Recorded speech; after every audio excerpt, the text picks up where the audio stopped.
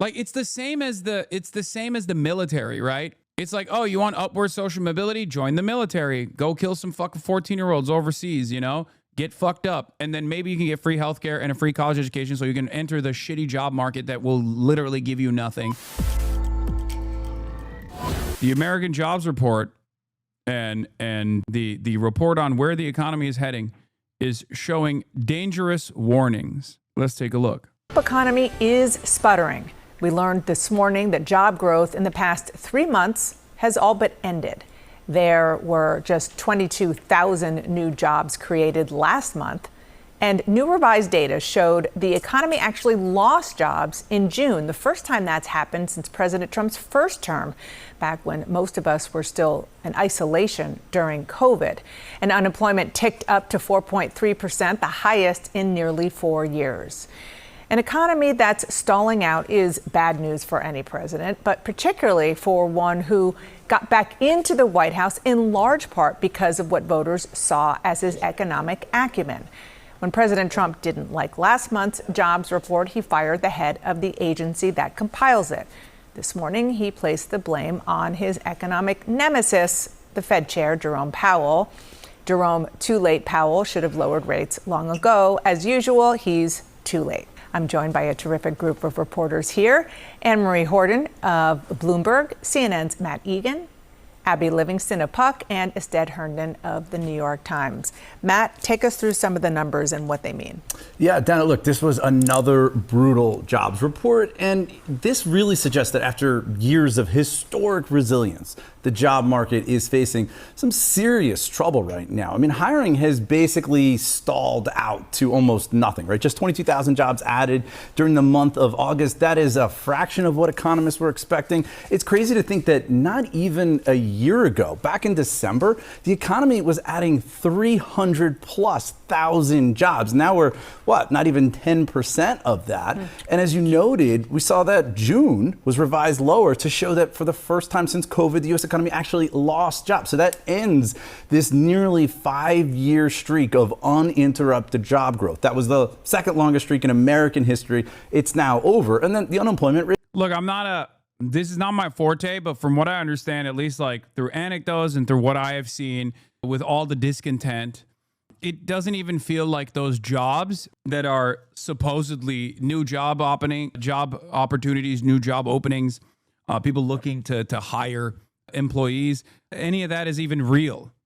Like I've seen no evidence to whether or not that's even a real situation at all, and all evidence to point to the contrary. So you mentioned that ticking up from 4.2% to 4.3%. That's not high per se, but it is the highest since late 2021. And Fed Chair Powell, he has said that that's the number one indicator that he's looking at for evidence of weakness in this job market. I think that we shouldn't rule out the possibility that this is just a slow patch and the people are about to find out that the Biden economy was good. It was the world economy that wasn't. Now you'll have a bad U.S. and world economy.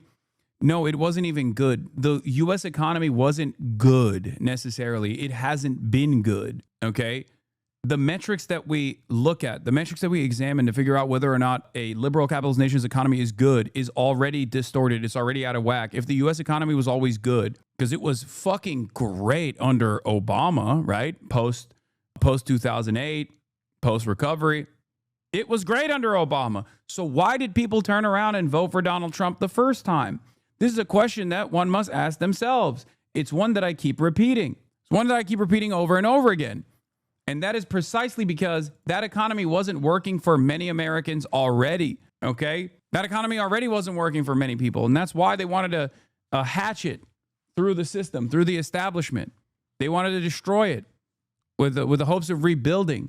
They took a shot in the dark at someone like Donald Trump, who was implementing some populist and dare I say, fake left economics in his campaign. I mean, it's a lie, right? And it obviously clearly was a lie. We know that it was a lie because he didn't legislate that way for 4 years. But the economy wasn't good then either for many working class Americans. And then it got significantly worse during COVID, okay? And then there was another recovery period post-COVID where people were saying, well, metrics look good. Metrics look good. Metrics look good. What are you talking about? It looks good. It's a vibe session. It's a vibe session. You guys are wrong. You guys are wrong over and over again. which led to a lot of animosity amongst the working class Americans who then said, no, fuck you. I'm going to go with a guy who says the real solution to this is to obviously deport 12 million migrant workers. Now, of course, that wasn't a solution at all. But in the absence of a party with a clear vision, with a clear agenda that addresses the real problems that people were experiencing, people once again took another shot at the dark at the racist guy. And we are seeing the outcome of that. We're seeing the predictable outcome of that, one that I have warned against over and over and over again. Because remember, when we look at the unemployment numbers that are at 4.3%, that's not the entire story. Like I said, a lot of the metrics that we look at, unemployment numbers, for example, or the GDP, they don't show the reality. They don't show the full story. Or we look at the stock market. The stock market is doing great. Okay? At a time when there are mass layoffs taking place, the stock market is doing so great. Why? Because they're eliminating redundancies. They're going to make up for it with AI. Is that good for you? You just got fired. No, it's horrible for you. But the stock market's doing well. Okay, well, it exacerbates the income and wealth disparity in this country that causes people to be even more angry, be more mad, demand answers, demand restitution. The goal for someone like myself is to get those people to understand that it's not about deporting Guatemalan and Mexican migrants. That is not going to solve their situation at all, because it's not a Guatemalan migrant that owns your home, that is your landlord. It's not a Guatemalan migrant that is at the board of this corporation that you work at that refuse to offer you better benefits, that refuse to give you the back pay that you deserve, that is yours by law, okay?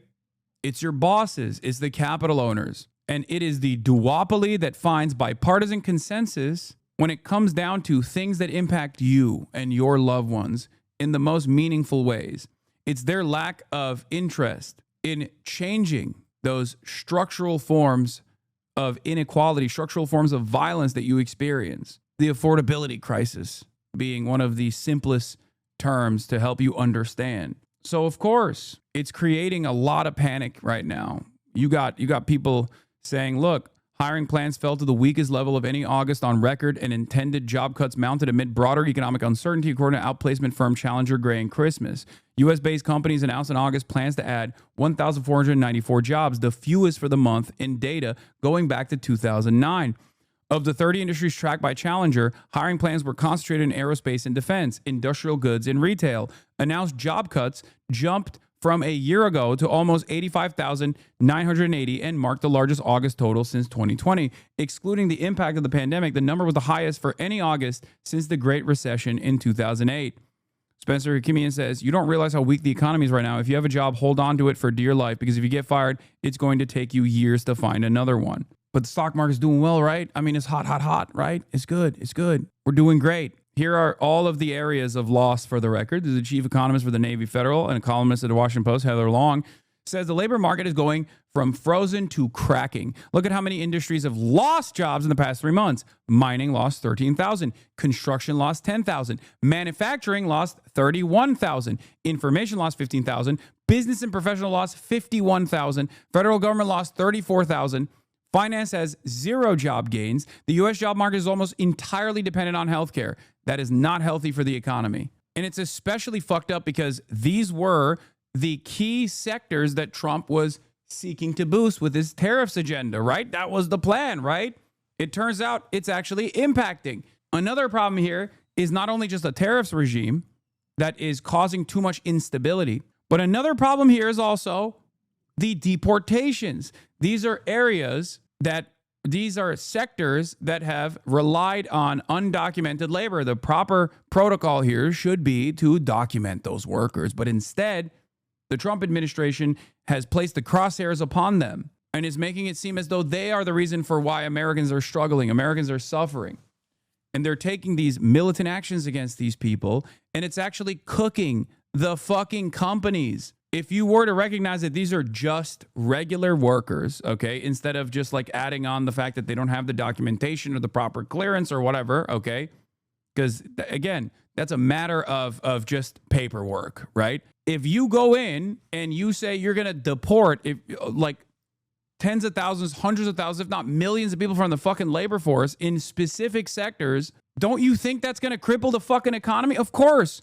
Even if these guys are like invested in hiring American citizens to make up for the lack of labor, you're firing a bunch of trained employees that have been working in these sectors for years and years and years. Of course, that is going to cause tremendous instability, if not full-blown collapse. And that's where we are. Good. No more quiet quitting or bouncing around to different jobs for these young people. They will be forced to work on the farms.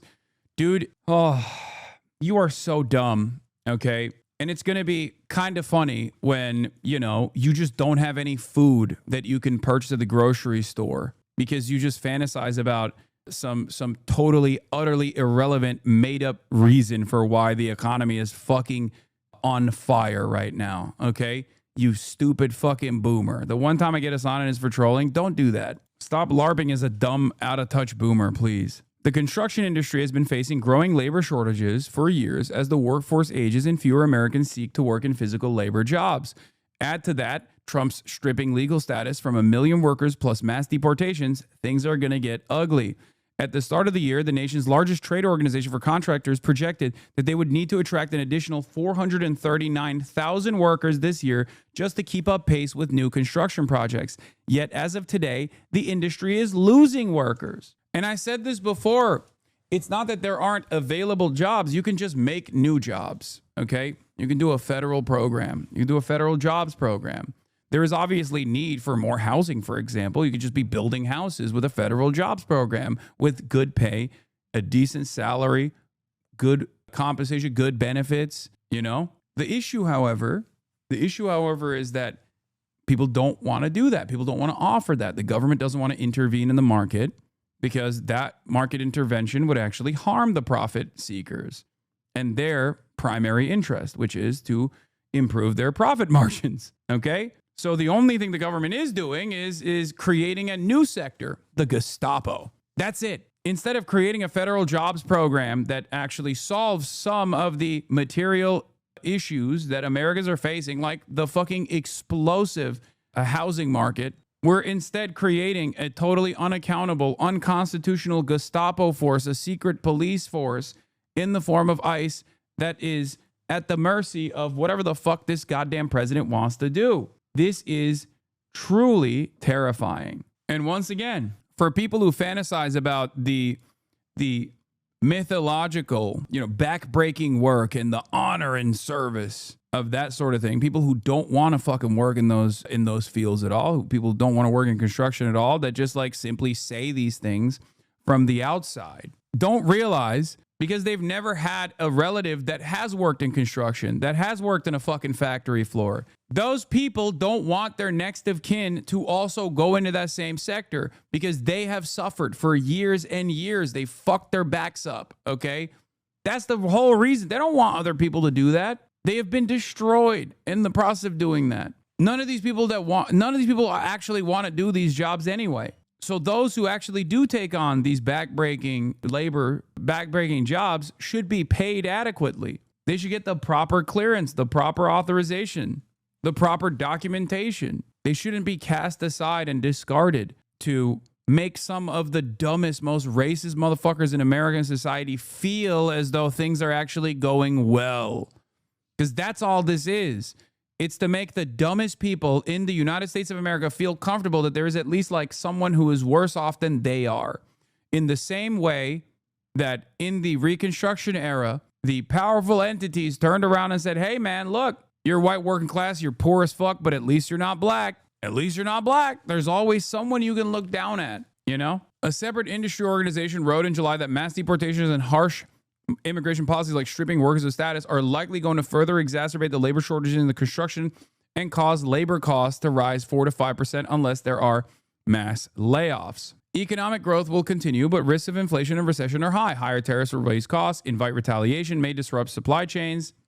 Okay. Harsh immigration and deportation actions will worsen construction labor shortages. Expectation of larger deficits may push interest rates higher. Who could have told you that this was going to inevitably happen? I did. And I'm a dumbass. I'm a fucking stupid ass Twitch streamer. How the fuck was I able to see this ahead of time? How the fuck was I able to warn against this ahead of time when Trump was saying he was going to do this when he was running for office? I said this is only going to worsen the situation overall. It's not only cruel and unusual punishment for no real reason whatsoever other than to fucking satisfy the urges of some of the dumbest races on the planet because that is a great distraction for the administration to not actually address the material harms that they are experiencing, because those material harms would require to shut off the money faucet to mega corporations and harm their profit margins, right? Any kind of initiative in the direction of socialization is going to harm profit margins, right? And you can't do that. So you have to create this mass distraction to make it seem like immigrants are actually responsible for all the pain that you're experiencing. And then you just fucking keep hitting that note over and over again. And you keep fucking pushing this button over and over again, even if it destroys the economy. Yes, I know Eric Adams is most likely going to drop out of the race. The announcement is coming at 4:30 p.m. I know, it's right here. Mayor Eric Adams to make an important campaign announcement. This comes on the heels of the Trump administration stating that they want to give him a Saudi Arabia ambassadorship job so he gets out of the race in order to clear the way for Andrew Cuomo, at least. Like, so with the hopes that like Andrew Cuomo could pick up some of those Eric Adams voters. It's really stupid anyway. But yeah, here, getting back to the Trumponomics nonsense, okay, because we're not done here. There's obviously still a lot more to talk about. Increase in both youth and black unemployment, now at 7.5%, the highest since October 2021, suggested the crackdown on immigration has not created a more favorable job market for the more vulnerable components of the U.S. labor force. Okay? Unemployment rate for 16 to 24-year-olds is now at 10.5%. Once again, this is not the whole story anyway. The unemployment rate, in the way that you understand it, is not the entire story. There's an underemployment crisis here as well. Welcome back. Bidenomics is funny, of course. Related, weirdly underrated Dem advantage in Virginia is that the Republican messaging is keep the great economy going, and it's obviously been getting worse. Yeah. Even the Trump administration is hitting the same Brandonization notes, whether it be permanent support for Israel and constantly finding themselves tricked by Israel somehow, or even the vibe session shit. Ironically enough, their industrial policy has been also worse than the Brandon administration somehow. At least the Brandon administration was trying to move the needle in the appropriate direction, albeit marginal, albeit without any sort of fucking checks or balances, without any sort of demands being made from these corporations, and just like opening up the money faucet with the hopes that they actually do the right thing that will benefit the American labor force. It didn't, but still, it was moving in the right direction. And these guys turned around and said, nah, we're moving into the wrong direction. It's amazing. All the while, they're doing the Brandon notes and talking about how, nah, it's a vibe session, baby. Shut the fuck up. Here is Mike Conzal, Senior Director, Policy and Research at Economic Security Project. It's a bad number, the new numbers that just came in. Just 22,000 jobs, and with revisions, June went negative to minus 13,000. Worse, deeper into the data, you can see that the theory of Trumponomics is failing. It's not too late to change course, but it will require dramatic action they won't take.